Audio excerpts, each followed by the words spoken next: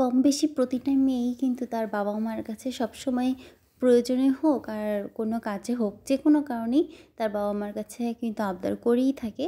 আর ঠিক তেমনই বিয়ের পরও কিন্তু সে তার হাজব্যান্ডের কাছে আবদার করে থাকে, ইভেন তার বাবা মার কাছেও কিন্তু করে। কিন্তু একটা ছেলে কি তার মানে বিয়ের আগেও কি কখনো তার বাবা মার কাছে খুব বেশি আবদার করে থাকে? আবার বিয়ের পরও কি সে তার বউয়ের কাছে কি কোনো আবদার করে থাকে? আসলে কি ছেলেরা কখনোই কারো কাছে সম্পূর্ণরূপে আবদার করে থাকে? তো আসসালামু আলাইকুম, কেমন আছেন সবাই? আশা করছি সবাই ভালো আছেন। আজকে বিশেষ একটা কারণে যমুনা ফিউচার পার্কে গিয়েছিলাম। তো এই যে দেখেন, এটা কিন্তু যমুনা ফিউচার পার্কের পার্কিং সাইট, মানে পার্কিং এরিয়াটা এই যে আন্ডারগ্রাউন্ডে। তো যেহেতু বাইক আমরা রাখছিলাম নিচে, মানে গ্রাউন্ড ফ্লোরে, তো আজকে আমরা পিছনের যে সাইডটা আছে, গেট আছে, ওখান থেকে বের হব, এর জন্য এখান থেকে আসলাম। আর ঢোকার পথে যখন দেখলাম এই জিনিসটা, তখন আমার হাজব্যান্ড বলে আচ্ছা ঠিক আছে এখন চলো, পরে আমরা যখন বের হয়ে যাব তখন আমরা এখান থেকে ঢুকে আমরা যাব। আসলে লাইটিংটা এত সুন্দর ছিল না, মানে কী বলবো, মানে খুবই সুন্দর লাগছিল, মনে হচ্ছে এটা বিয়ে বাড়িতে চলে আসছি।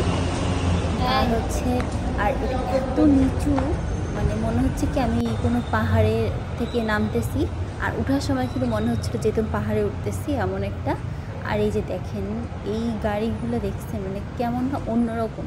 আমি এত গাড়ি দেখছি কিন্তু এই কারগুলোর মতো কিন্তু এমন দেখি নাই। এগুলো আসলে একটু এক্সেপশনাল। এগুলো মেবি মানে বুলেট প্রুফ গাড়ি, যে পাহাড় পর্বতে চলে এমন টাইপসের, যে ডিসকভারিতে আমরা সাথে দেখে থাকি। তো সচরাচর তো এগুলো কোনো কারের শোরুমেও আমি দেখিনি, তো কিন্তু এখানে দেখলাম। তো যদিও এই সমস্ত গাড়ি আমার খুব বেশি পছন্দ না, কিন্তু আসলে কিন্তু ইউনিক গাড়িগুলো, তাই না?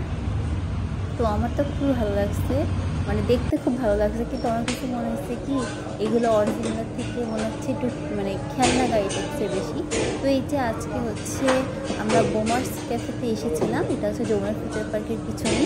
তো এটা আমার হাজব্যান্ড এখানে যখন সে স্টুডেন্ট ছিল, মানে কলেজ লাইফে ভার্সিটি লাইফে স্টুডেন্ট ছিল, তখন সেখানে খেতে আসতো।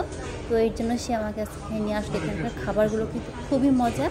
আর আমরা খাবার তো অর্ডার যখন দিতে গেল, উনি আসলে ভুলে গেছে, অনেক কিছু আগে ছিল তো এর জন্য। তো এখানে কিন্তু সব খাবারগুলো কিন্তু এরকম বুফে সিস্টেম, মানে আপনি তাদের নিজে খাবার নিয়ে আসতে পারবেন। আমরা যেহেতু দুপুরে খাইনি, সেহেতু পেটে কিন্তু অনেক খিদা ছিল। তো যাই হোক, আমি তো ভাবছিলাম কতক্ষণ আর লাগবে, কিন্তু যেহেতু দেখি এগুলো সবই বুফে টাইপের। তো এখানে আছে চিলি চিকেন, তারপরে নুডলস, আর ফ্রাই একটা প্লেটে ছিল, আরেকটা রাইস, আর আপনার প্রন কারি, আর ভেজিটেবল ছিল। তো খাবারগুলো কিন্তু খুবই মজা ছিল, প্রাইসও কিন্তু রিজনেবল ছিল। তো আপনারা দেখে যেতে পারেন। এটা বোমার্স ক্যাফে, যমুনা ফিউচার পার্কের পিছনের সাইডে। তো যেটাই ফার্স্টে বললাম যে আজকে আমরা একটা বিশেষ কাজে যমুনা ফিউচার পার্কে এসেছিলাম। তো এই কাজটা এই যে, তো আমার হাজব্যান্ডের ফোনটা অনেক দিন ধরে 2-3 মাস হয়েছে, সে OnePlus মানে ফোন ইউজ করে। তো ওতে তো একটা ইস্যু দেখা যাচ্ছে যে গ্রিন লাইন পড়ার। তো আমি বললাম যে এটা ফোন কিনেই নেন তাহলে। তো কিনবে করে যেটা বললাম, ছেলেরা কি আসলে কারো কাছে কখনো আবদার করতে পারে?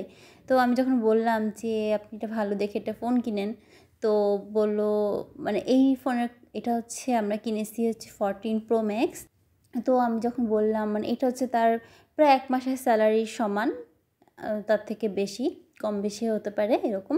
তো সে বলে আমি আমার পিছনে এত টাকা খরচ করে ফেলবো? তো আসলে ভাবেন কেমন একটা কথা, যে ইনকাম করে তার নিজের টাকা দিয়ে সে কিনবে একটা জিনিস, তার এত অপরাধী, মানে সে যে এত গিল্টি ফিল করতেছে কেন আমি বুঝি না। আমি নিজেই তো তার কাছ থেকে কত কিছু নিয়ে ফেলি, মানে বিনা কথা দিয়ে সে আমাকে দিয়ে দেয়, মানে এমন। তো তার কাছ থেকে আসলে এমন কথাটা শুনে আমি আসলে খুবই হতভম্ব হয়ে গেছি যে কী বলে। তো আসলে ছেলে মানুষ এরকম। আসলে বাবাকেও দেখছি, মানে আমার বাবাকে, সেও এরকম। আমার শ্বশুরকেও দেখছি, সেও এরকম। আমার স্বামীকে দেখতেছি, সেও এরকম। আসলে সব ছেলে মানুষই এরকম হয়, তাই না? তো এই যে এখানে এখন তো কোনো চার্জার দেয় না, তো আমরা চার্জার আলাদা করে কিনেছি। আর এই যে আমাদের ফোনটা। তো আলহামদুলিল্লাহ আমাদের সংসারে নতুন একটা কিছু যোগ হলো নতুন করে। তো ভালোই লাগতেছে জিনিসটা। তো তো কেমন লাগলো অবশ্যই কমেন্ট করে জানাবেন। আজকের মতন এই পর্যন্তই। আল্লাহ হাফেজ, সবাই ভালো থাকবেন, সুস্থ থাকবেন।